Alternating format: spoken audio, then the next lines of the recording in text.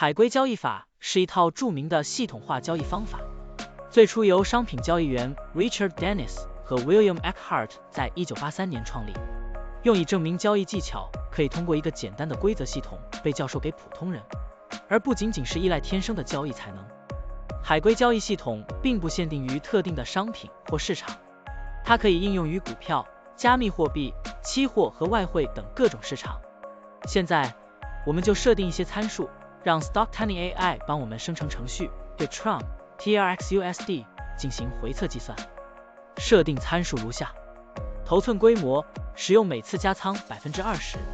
入市信号，当市场价格高于过去20日的最高价时，视为买入信号；反之，低于20天最低价时为卖出信号。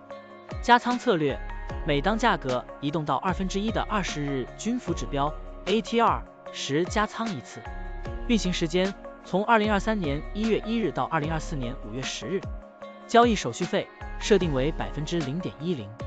好了，按照上面的设定，视频下方就是持仓的情况，蓝色为股票仓位，黄色为现金仓位。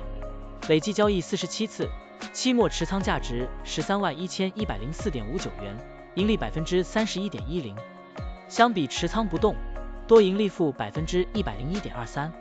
如果你希望使用更长期的信号，可以把参数修改为跟踪55天最高价突破时建仓，其他参数也按照55天周期来设置，这样就可以得到新的回测结果。累计交易21次，期末持仓价值113418.98元，盈利 13.42%。相比持仓不动，多盈利负 118.92%。股票的波动特性不一样，盈利效果就不同，参数设定不同，盈利效果也会不同。怎样找到最优的组合呢？请评论区留言，让 Stocktunny AI 来帮助你。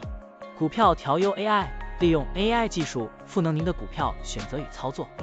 本站内容不构成对任何人的投资建议，您应当基于自己的独立判断做出决策。扫描二维码获取文字稿，欢迎点赞、评论、转发。